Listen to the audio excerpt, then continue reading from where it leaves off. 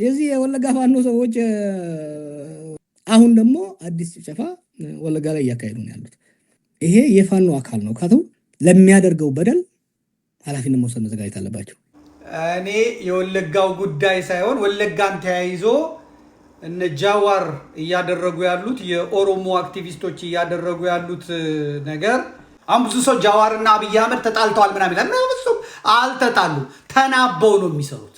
ይሄንን በለንደን ነው የወሰኑት።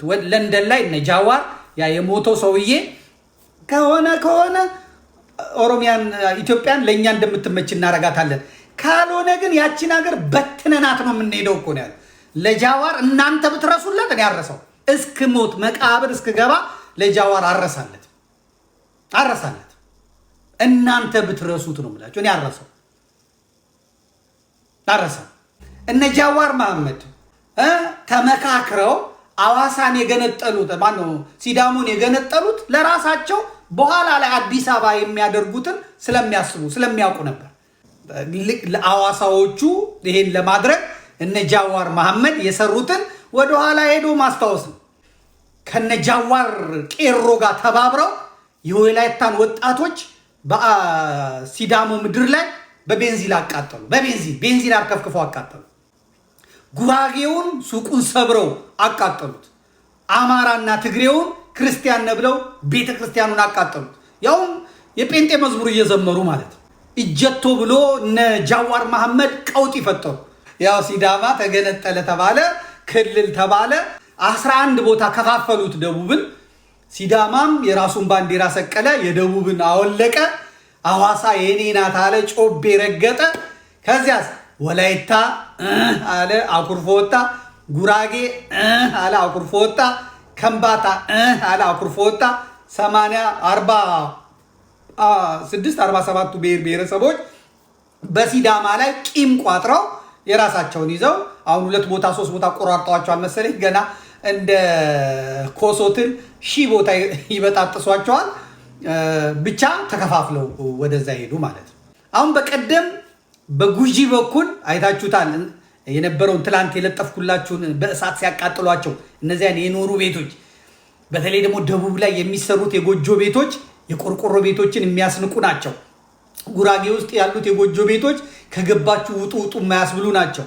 የቤቱ ጥራት፣ የሳሩ የጎጆ ጥራት፣ ስፋት እንዴት እንደሚያምር በተለይ ጉራጌ ውስጥ ሲዳማ ውስጥ ምናምን እዚህ ይሄ አርሶ አይበላ ወይ ዘርቶ አይበላ ወይ ሰርቶ አይበላ ያንን ጭስ የጠገበ የገበሬ ቤት ለኩስበት ለኩስ እያለ በአንድ ብር ክብሪት በአንድ ክብሪት እየጫረ የስንቱን ሲዳማ ቤት አነደደው። የስንቱን ሲዳማ እንትን አለው። ሲደወል የሚመጣው ከላይ የብርሃኑ ጁላ ሰራዊት ነው የሚመጣው። እንደመጣ የሚያየው የለ ወስዶ ሲዳማውን ነው የሚያጭደው። እየያዙት ያሉትም እሱን። አንድ ጀርመን ውስጥ ያለ ሰው ሳውዲ አረቢያ ውስጥ ያሳርዳል መሰለኝ። አንድ እስላም ሳውዲ አረቢያ ውስጥ ያሳርዳል።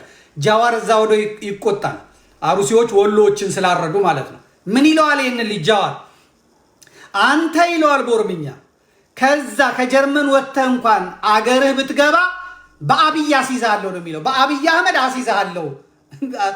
አሁን ጃዋር ሰካራም ሆኗል። ጃዋር የሚይዝ የሚጨብጠውን አሳጥቶታል። ጃዋር ህልሙ በኖበታል፣ ተኖበታል። ስለዚህ እረፍት የለውም። እለት በእለት ነው የሚያወራው። እለት ቦታ አይመርጥም። ሚዲያ ለምኖ ነው የሚሄደው። ስለዚህ ቲክቶከር ሆኗል፣ ወርዶ ቲክቶከር ሆኗል። የሚናገረውን ነገር ኤዲት ማድረግ አይችልም። በተለይ ቲክቶክ ላይ ሲያወራ ላይቭ ነው የሚገባው። ላይቭ ይቀረጻል፣ ይቀመጥለታል። አውጡልኝ ይችን ማለት እንኳን አይቻልም። እና ሰው ዝም ብሎ አልፎታል። እኔ ግን ይዤዋለሁ። ምንድነው ጃዋር ይህንን ጀርመን ያለውን ልጅ ያለው? አገርህ ብትገባ እንኳን በአብይ አህመድ አስይዝሃለሁ ነው ያለው። አብይን ማዘዝ ይችላል ማለት ነው። ለአብይ መንገር ይችላል ማለት ነው። እነሱ ተጠቃቅሰው ነው የሚሰሩት። እነሱ ተጠቃቅሰው ነው እየሰሩ ያሉት። ስለዚህ ሲዳማዎችን በዚህ መልኩ ሸኝተዋቸዋል። አሁን ሲዳማ መሀል ላይ ቀርቷል። ማን ያግዘው? ጉራጌ አይመጣለት። ጉራጌ እንደገና ደግሞ ሌላ ክልል አልማ ተብሎ ማዕከላዊ ኢትዮጵያ የሚባል ላይ ገንዘቡን ላቡን እያፈሰሰ ነው። እሱን ሲጨርስ ደግሞ ከዛ አባረውት ሌላ ቦታ ሂድ ይሉታል። እዛ ደግሞ ይሰራል። ጉራጌ ሰራተኛ ነው። ጉራጌ ጦርነቱን አይፈልግም፣ ግርግር አይፈልግም፣ ምን አይፈልግም። ሰርቶ መብላት በአመት አንድ ጊዜ የሰራትን ይዞ ገጠር ገብቶ ከወላጆቹ ከዘመዶቹ ጋር ወይ ለኢድ ለአረፋ በዓል ወይም ደግሞ ለመስቀል ገብቶ አገሩ ተደስቶ ጨፍሮ የሚያገባም ከሆነ አግብቶ አጭቶ ተመርቆ ይመጣል። ስራ ነው ጉራጌ የሚፈልገው። ስለዚህ ሐዋሳን ገንብቶ አባረሩት። አሁን ደግሞ ማዕከላዊ ኢትዮጵያ ነው ምናምን ብለውታል። እሱን ደግሞ ይገነባል። ሲጨርስ ደግሞ ያባረሩታል። የት እንደሚሄድ አይታወቅም። እንግዲህ መኖር ስላለበት ሂድ ያሉበት ቦታ እየሄደ ይገነባል ማለት ነው። እነዛ ደግሞ ደቡብ ኢትዮጵያ ይበሉ ምዕራብ ኢትዮጵያ ደቡብ ምዕራብ ይበሉ ወደ ታች ወርደዋል። አሁን ሐዋሳ ማን ይድረስለት? ልዩ ኃይሉ ብቻ ነው ያለው። ልዩ ኃይሉ ብቻ ነው ያለው። እንቀጥለው ይቆረጥሙታል። ሻሸመኔን እንደወሰዱበት ሌላውንም ይወስዱበታል። አሁን ብቻውን አግኝተውታል። ግላጭ ላይ አጣልተውት ሜዳ ላይ አስቀርተውታል። ይሄ ኦሮሞ የሚጫወተው እንደ ጃዋር መሐመድ አይነቱ አሁን ጃዋር መሐመድ አይነቱ ድብን ያለ እሱ እንደውም ለሁለት የተደቀለ ነው። አባቱን በትክክል አልነገረንም፣ እናቱን ግን ነግሮናል። እናቴ ቤተሰቦች መጥተው ከሰሜን ሸዋ መጥተው የሰፈሩት እዛ ነው አለ። እናቱ ኦርቶዶክስ ናት፣ ወቁ የሰሜን ሸዋ ናት። ከዛ ደግሞ አሁን ምን አለ ለሀብታሙ፣ ያለፈው ሳምንት ለሀብታሙ ምን አለ?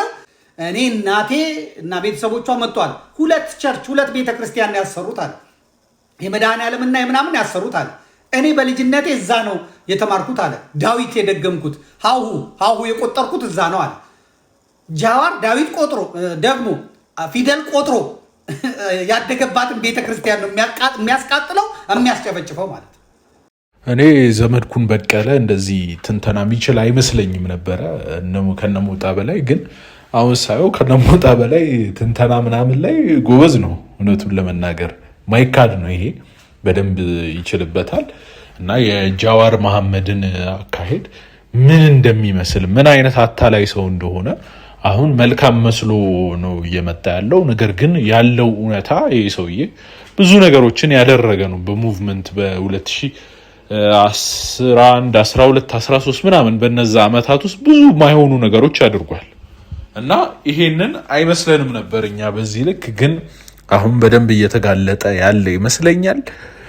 እና የሚታመን ሰው አይደለም። ኦሬዲ እኛ አካባቢ 99% ሙስሊም ነው፣ ማንም ሰው ደፍሮ ቀና አይልም፣ አንገቱን በመንጫ ነው የምንለው ያለ ሰው ነው እንግዲህ ጃዋር መሐመድ ማለት። እና በምንም በኩል ልናምነው የማንችለው ሰው ነው። ግን ያው ብዙዎች አሁን አካሄዱን ሲያዩት በጣም መልካም ምናምን ይመስላልና እያመኑት ይገኛሉ። ግን የሚታመን አይነት ሰው አይደለም። ሪያሊቲው እሱ ነው። እሱን ምንም የምንቃወመው ነገር አይደለም። እና አልጸጸትም ብሎ መጽሐፍ የጻፈ ሰው ነው ጃዋር መሐመድ።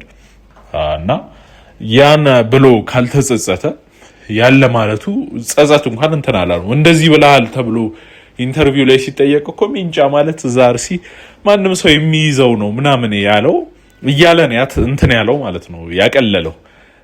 ቢይዘው ታዲያ ራሱን ለመከላከል እንጂ ደፍሮ ቀና ያለን ሰው አንገቱን ለማለት ነው። ማንም ሰው ቀና ማለት አይችልም። እና እንትኑን ደግሞ ቀይሮታል። ራሱ አይዲዮሎጂውን ራሱ ሰምታችሁ ከሆነ ከዚህ በፊት ቀይሮታል፣ ወደ ሌላ አዙሮታል።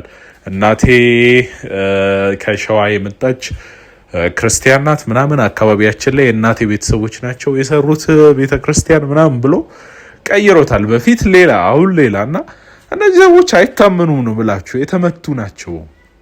አካሄዳቸው ምች ነው፣ ነገረ ስራቸው ምች ነው። ቀላል የሚመስሉ ናቸው፣ ግን የተመቱ ሰዎች ናቸው። እና ማመኑ ልክ አይደለም። ብዙ የሚያመን ሰው የሚታለል ሰው እያየን ስለሆነ ማንም እንዳይታለል አስተያየታችንን ለመስጠት ያህል ነው። ማንም ሰው መታለል የለበትም። አካሄዳቸውን በደንብ አድርጎ መጠርጠር ያስፈልጋል። አሁን ሬፒቴሽኑ አሁን የነጃዋር በቃ የማያሳምን ነው። ከዚህ በፊት አሳይተውናል። እና በደንብም ደግሞ ረገጥ አድርገው አልጸጸትም የሚል መጽሐፍም ጽፈው በድፍረት የመጡ ሰዎች ናቸውና በምን በኩል ሰው ሊያምናቸው እንደደፈረ አላቅም። በእርግጥ ንግግር ማሳመን ላይ ጎበዝ ናቸው፣ በንግግር ምናምን። ግን ንግግር ብቻውን ምን ያደርጋል? ብዙ ሰው እኮ ብዙ ነገር ይናገራል። አሁን ብዙ ሰው የማይረዳው በዚህ ነው። ብዙ ሰው ብዙ ነገር ይናገራል፣ ነገር ግን ሪያሊቲው እሱ አይደለም። ንግግር ብቻ አይደለም። ከአስቴር በዳኔ የተሻለ ምልከት አለው ብዬ አላስብም። እንደውም የባሰ ነው። ለምን ኦልሬዲ ፊዚክሊ ሲያደርግ የቆየውን ነገር አሳይቶናል። ይሄ ሰውዬ ማለት ነው። ውጭም እያለ ምን ያህል ለክርስቲያን ጥላቻ እንዳለው በደንብ አድርጎ ያስረገጠ ሰው ነው። ስንጨቆን የኖር ነው የሚል ትርክት ሲተርክ የኖረ ሰው ነው። ገብቷችኋል አይደል? እንዲህ አይነት ሰውን በምንም ልትመልሱት አትችሉም። አይዲዮሎጂውም የበቀል ፖለቲካ ነውና ይሄ በጣም መስተካከል ያለበት ነገር ነው። ማንም ሰው ሊያምነውም አይገባም፣ ሊጠራጠረው ይገባል። በምንም ነገር ማለት ነው። በምንም እና እንደዚህ ነው ብለን ነው የምናምነው። እናንተ ምን ታስባላችሁ በዚህ ጉዳይ? ከዘመዴ ጋር ተስማማላችሁ ወይ? በኮሜንት ሴክሽን አሳውቁን እላለሁ። እና ላይክ፣ ሼር አድርጉ፣ ሰብስክራይብ አድርጉ። ቀጣይ እስከምንገናኝ ይመቻችሁ እላለሁ። እንግዲህ ያን ነው። እናመሰግናለን።